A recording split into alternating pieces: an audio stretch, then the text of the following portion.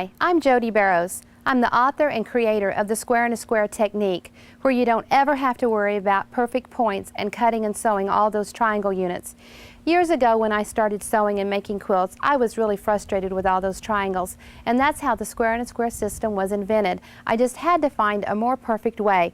I wanted speed and accuracy, and I wanted quality and quantity of quilts. You'll learn how to make beautiful quilts like these without ever cutting or sewing a triangle unit. You'll learn how to do the pattern adapting and see how easy it is to use the option charts. Also, you'll learn how to use the new 4-patch and 9-patch tools of the Square in a Square system. Now this is the Square in a Square technique, and it all starts with this little square right here. Just a square in the middle, any size that you want, and strips surrounding all 4 sides. Now I have a quick, speedy method of accomplishing what I call the basic square, and we'll get into that in just a second. But I want you to remember throughout the whole video here that all of the options start out just like this. You need a basic square, and then the different ways you trim it with your Square in a Square ruler, you get the different triangle units that we call options. And with those options, you can make almost any quilt that you'll ever want to make out there in the quilt world today. So the first thing you must do is cut your strips and squares. Make sure that your squares are as accurate as possible, because this is where all of your sizing comes from. Make sure you use a good quality cutting ruler that is very accurate, and that you take your time in cutting the squares.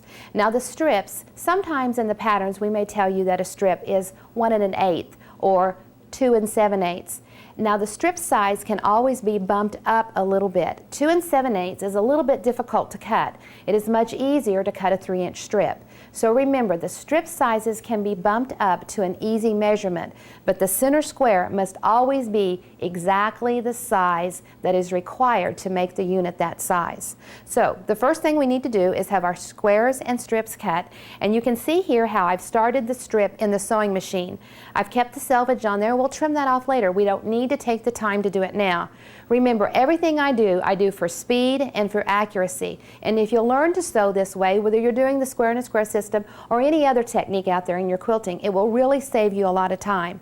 The other thing that I do is that I always use a little scrap runner in my machine. I never leave it empty. And as I go through the sewing process of the basic square, you'll see me use this little scrap runner a lot. And this helps keep your machine running. It keeps it threaded. You don't have to worry about trimming all those little tails off, and your bobbin won't be wadding up all of your threads and fabrics. It just keeps you in a go motion, and it makes you very accurate and very speedy to use the scrap runner. So start your strip in the sewing machine, and I always like to sew a little bit on here. Once again, it makes sure that everything is running properly, and if something is a problem, it's not on the pieces that go in the quilt, because all of this can be trimmed off.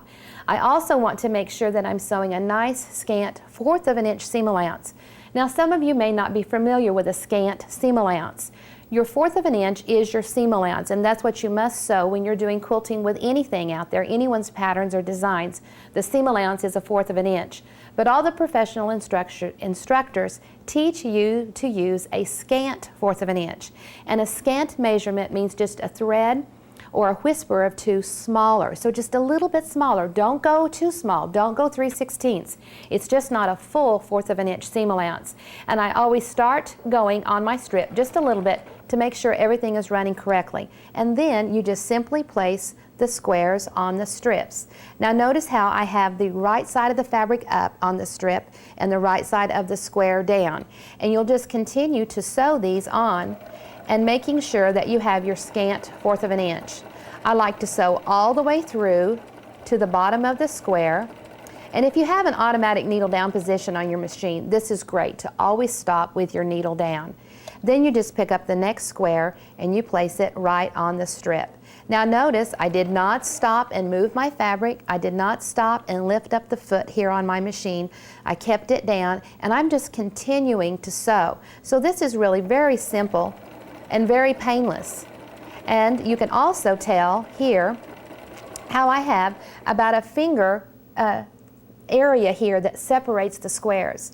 The more you separate the squares on the strip, the more fabric you'll use. See, it doesn't do any good to put the square this far down on the strip. Go ahead and scoot it up a little bit, but don't make it too close. Soon we'll want to cut these apart and separate, and if you have them really close together, then it takes more time to cut the squares apart. Now remember, everything I do for speed and I do for accuracy, so pay close attention to these little tips and hints, and you'll be running very smoothly. Just continue to sew that square on the strip. Now, depending on how many of these you need, if you're following any of the patterns from any of the Square in a Square books, we always tell you exactly what size of square and what size of strip you need to make those units the size that are required for that pattern or that design. If you're doing your own pattern adapting or drafting, which we'll talk about in this video, how easy it is to adapt all of these Square in a Square units to other designs. But first, before we get into all of that pattern adapting, let's get back to our basic square and cutting the options. Now remember, everything starts out just like this with the basic square, our square in the middle with the strips on the side. And our first step we have done. We have our square on what we call side 1. Now if you were following one of the patterns in the book, it may tell you that you need 20 of these for your quilt, or maybe as many as 140 if you're making a large quilt and this particular unit is in there multiple times in each block. So you would go ahead and continue putting squares on your strips all the way to the end. Now you can see a little bit here how we just continue to add the squares to the strip. You can work with scraps, fat quarters, or cut your pieces the full width of your fabric from selvage to selvage. After I have all of side 1 on, no matter how many squares I'm working with, whether it's just a few or a lot like 140, I continue to sew this square on my strip, and this is what we call side 1. Now whenever you're ready to take your strip out of the machine, remember I don't ever leave it empty. So if I still have some strip left and I am completed with all of my squares for that size and that color, then all I do is just snip the strip off. Now the next step of getting our basic unit is we want to go to side 2. So this was like our first strip here. Now we want to go to the opposite side and sew our second strip on, and this is also a long strip. So you would pick up the color and the width that you were looking for, and once again, just start it in your machine. Go ahead and sew to the end of the strip that's in there, and then see how I just start the next strip right up in there. Once again, I sew a little bit to make sure everything is running perfectly. Then I want to take these that have fallen off the back of the machine and bring them around. Notice I did not take these out and then start the strip. I left them in the machine. Now I want to go back and grab it right where it's come off the back and just make a little snip and then bring it around and lay it down. See, I'm not messing with the squares. I'm not playing with the fabric to distort it. I have not gone back to the tail. If I had 140 of these that I had sewn and they were all on the back of my machine, I don't want to go all the way back to that tail, to that very first one I started. The one I need to start with when I sew on my second strip is the one right here that just came off the back of the machine. Now I have a little story about a snake that I tell my students in class to help them remember. If you ever choose to pick up a snake, you must pick him up by the head. So this strip with all of these squares on it is your snake, and the head is right here closest to you, and the tail is way down there at the end. Now when you pick up a snake, the reason why you have to pick him up by the head is because you don't want him to bite you. If you pick up your strips by the tail, the snake will bite you, and you'll have to rip your strips out, and you'll have to start over again. So just remember, pick it up by the head, and bring it around and lay it down. Notice how nice and neat and even the squares lay on strip number 2. And you just continue to sew, making sure once again that you have that nice scant 1/4 of an inch seam allowance. And just continue to sew your squares to the strip, and this is what we call side 2. Remember, side 1 and side 2 are long strips. When we get ready to go to side 3 and 4, we will use short strips. Now also notice how I'm not having to open the strip up. See, there's plenty of room here. It will not get caught. Leave it folded together. Keep it nice and neat. When you do it this way, they'll all be sewn on there evenly, so when you get ready to cut them apart, you don't have them all gobbled up together to where you can't tell for sure what you've really got. This will help keep you nice and neat. And continue to sew strip 2 on all the way down. And when you get to the end of your strip and you need another one, you just pick up another strip and start it in the machine and continue to sew all of those squares to the side. So let's look at our little pieces that we have here. So here's our squares on strip number 1, side number 1. Then we put these in the machine and we put the second strip on the side, and they look like this. Then after we have them in this order, we can go in and trim these up and cut them apart and press them open. So you can do this with your rotary cutter on your mat with a ruler, or you can just simply take your scissors and separate these. See, most of the time in the quilt world, you have to go in with your rotary cutter or scissors and square these up perfectly, nice and neat and even. And if I have 140 of these squares, that's going to be a cut here and a cut here, which makes 280 cuts to separate these.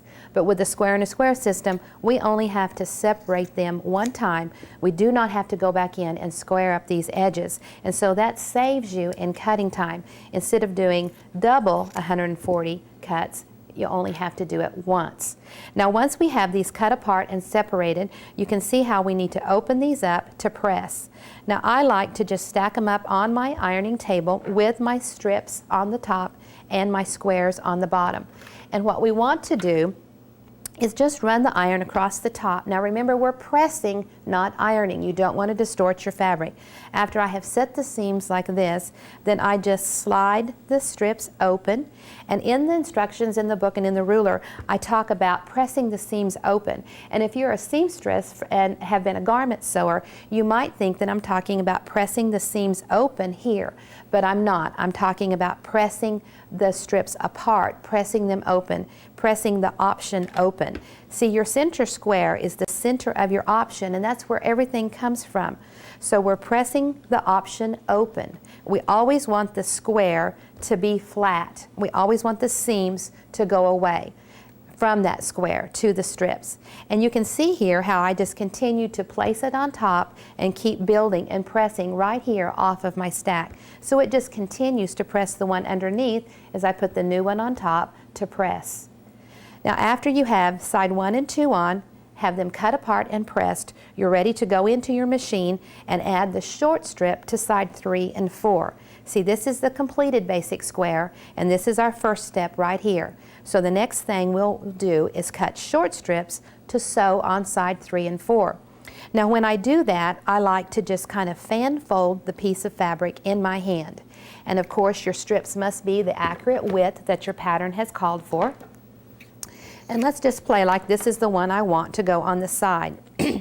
I like to put my strip across the square, not across the whole unit. If you do it across the whole unit, you'll wind up making your strips way too long. Your work is not as accurate and you use a lot more fabric. So go across what you're actually covering, and what you want to cover is the center square. See how I have just a little bit of fabric, not more than 1/4 of an inch, hanging off of here and here.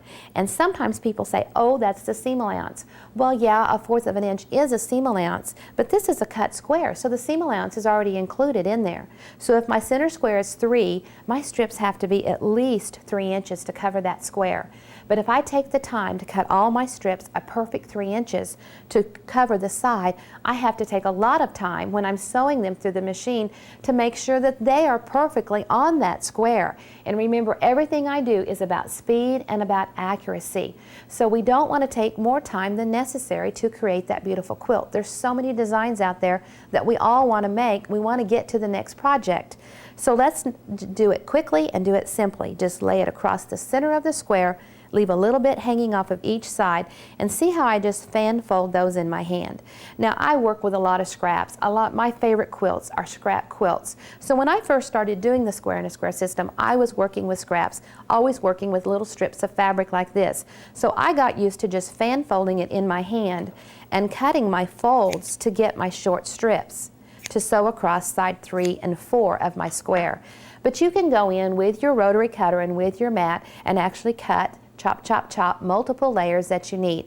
And remember, they don't have to be exactly perfect and accurate, because when you get these sewn on your square and you place the square and a square ruler over the top of your basic square, you trim this up perfect. I like to tell my students that it's kind of like making a pie crust. We do not make a perfect circle pie crust to go into a pie pan, because we could never make it perfect to fit that pan every time.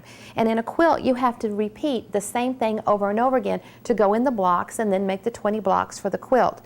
With a pie crust, you make it a little bit bigger, you place it in that round pie pan, and then you trim it up perfect to fit that pan. And that's kind of what we're doing with our square and a square system. We put these strips on the side, and then we let our square and a square ruler trim these up perfect to be a basic square and a square, to be a flying goose, a half square triangle, and all of the other options that you're not even familiar with that make up all the quilts out there. Beautiful, beautiful triangle units are all of these options. We have 1 through 20 that we're going to go through step by step and teach you how to do the sewing and the cutting, how to use the charts in the book, and even do pattern adapting so that you can adapt any beautiful quilt to the square and a square system. It's so simple, it's so easy, it's quick, it's accurate. You'll have quilts that are quality quilts, and you'll have quantity of quilts. So let's go ahead and get to the next step and put side 3 and 4 on. Remember, I just folded those in my hand. They just have to cover that square. Now we want to sew them in the machine.